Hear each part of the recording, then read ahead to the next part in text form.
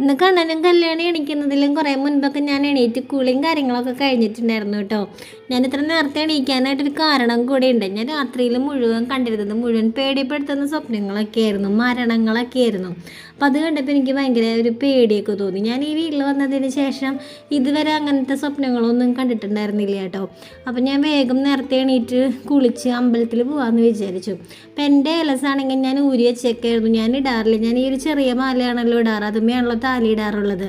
അപ്പം അതും ഏലസും കൂടി ഇട്ട് കഴിഞ്ഞ് കഴിഞ്ഞാൽ ബുദ്ധിമുട്ടാവുമോ എന്ന് വിചാരിച്ചിട്ട് ഞാൻ ഏലസ് ഊരി വെച്ചേക്കായിരുന്നു, ഏലസ് ഇടാറില്ല കേട്ടോ. അപ്പോൾ കണ്ണൻകുട്ടിയുടെയും ഏലസൊക്കെ ഊരി എടുത്തിട്ട് കല്യാണിയും ചേട്ടൻ ജോലിക്ക് പോയിട്ടുണ്ടായിരുന്നില്ല. അപ്പോൾ ചേട്ടൻ ജോലിക്ക് പോകുന്നതിന് മുൻപ് വേഗം പോയി വരാമെന്ന് വെച്ചു. ഇവരെയൊക്കെ കൊണ്ടുപോകാൻ നിന്ന് കഴിഞ്ഞ് എനിക്ക് ആ നേരത്തൊന്നും പോയി വരാൻ പറ്റില്ല, ഇവർ എണീറ്റിട്ടേ ഉള്ളൂ കേട്ടോ. അപ്പോൾ ഞാൻ അമ്മ വേഗം പോയിട്ട് വരട്ടെ, ചേട്ടനെ ഏൽപ്പിച്ചിട്ട് ഞാൻ വേഗം അമ്പലത്തിലേക്കൊക്കെ പോയിട്ടോ. ശരിക്കും പറഞ്ഞാൽ എനിക്ക് എന്നും വേണമെങ്കിൽ അങ്ങനെ പോവാം, പക്ഷെ കുറച്ച് നേരത്തെ എണീക്കണം എന്നേ ഉള്ളൂ. അപ്പോൾ ഇന്നിപ്പോൾ എന്തായാലും പോയേ മതിയാവുമെന്ന് തന്നെ ഞാൻ വിചാരിച്ചു. കാരണം എനിക്ക് എന്തോ ഭയങ്കരമായിട്ടുള്ളൊരു ബുദ്ധിമുട്ടൊക്കെ തോന്നി. എൻ്റെ മരിച്ചുപോയ വല്യമ്മേനെയും പിന്നെ ഇവിടെ അടുത്തുള്ളൊരു ചേച്ചി മരിക്കുന്നത്, അങ്ങനെയൊക്കെയുള്ള സ്വപ്നങ്ങളൊക്കെയാണ് കേട്ടോ ഞാൻ കണ്ടത്. അപ്പോൾ എനിക്ക് എന്തോ ഭയങ്കര ഒരു എന്തോ പോലെയൊക്കെ തോന്നി. അങ്ങനെ ഞാൻ പോയി ഏലസൊക്കെ പൂജിച്ച് പുഷ്പാഞ്ജലിയും കാര്യങ്ങളൊക്കെ കഴിച്ച്, അപ്പോൾ നമുക്കിങ്ങനെ 2 വീട് കടന്നു കഴിഞ്ഞാൽ അമ്പലമാണ് കേട്ടോ. ഒരു 2-3 വീട് കടന്നാൽ മതി. അതിൽ കൂടെ ഇങ്ങനെ ഒരു ചെറിയ വഴി കൂടെ നമുക്ക് അങ്ങനെ കടന്ന് ചെല്ലാം.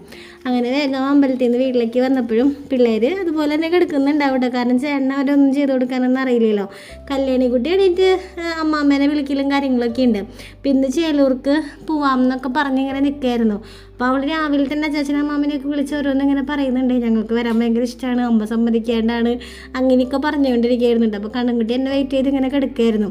അങ്ങനെ വേഗം അവരെയും കുളിപ്പിക്കലും കാര്യങ്ങളൊക്കെ വേഗം കഴിച്ചു. ഞാനപ്പോൾ പൂജിച്ച് കൊണ്ടുവന്ന് ഏലസ് ഇട്ടു കേട്ടോ. എനിക്ക് എന്തോ ഒരു പേടി കിടന്നു. എനിക്ക് ഇങ്ങനത്തെ പേടി സ്വപ്നങ്ങളൊക്കെ കണ്ടു കഴിഞ്ഞാൽ 2 ദിവസത്തേക്ക് എൻ്റെ മനസ്സിൽ അതൊക്കെ ഉണ്ടാവും കേട്ടോ. അപ്പോൾ എനിക്ക് പിന്നെ തന്നെ ഇരിക്കാനൊരു പേടി അങ്ങനെയൊക്കെ ഉണ്ട്. അതെല്ലാവർക്കും ഉള്ളതാണല്ലോ. അപ്പോൾ അതുപോലെയൊക്കെ തന്നെ. അപ്പം ഞാൻ അങ്ങനെ വേഗം അവരെയും കുളിപ്പിക്കലും കാര്യങ്ങളൊക്കെ കഴിച്ച് കണ്ണൻകുട്ടിക്ക് മേലസൊക്കെ ഇട്ട് കൊടുത്തു കേട്ടോ. അവൻ്റെ മേലസ് കുറച്ചായിട്ടുണ്ടായിരുന്നു പൂജിച്ചിട്ടൊക്കെ. അവൻ്റെ ഏലസ് മാത്രമല്ല കേട്ടോ, അവൻ്റെ കഴുത്തിലൊരു ഗണപതിയുടെ ലോക്കറ്റും ഇപ്പോൾ ഒരു കൃഷ്ണൻ്റെ ലോക്കറ്റും ഉണ്ട്. അപ്പോൾ അതും ഞാൻ പൂജിക്കാറുണ്ട്. അപ്പോൾ അത് പൂജിച്ചിട്ട് അധികം ആയില്ല. അപ്പോൾ അത് കാരണം ഞാൻ ഏലസ് മാത്രമാണ് കൊണ്ടുപോയത്. പിന്നെ ഇപ്പോൾ നമ്മളുടെ ബുക്ക് പൂജ വെച്ചിരുന്ന ആ ഒരു സമയത്താണ് ഞാൻ അമ്പലത്തിൽ പോയത്. അപ്പോൾ ഞാൻ വിചാരിച്ചു അമ്പലത്തിൽ ഭയങ്കര തിരക്കൊക്കെ ആവുമെന്നാണ് കരുതിയത്.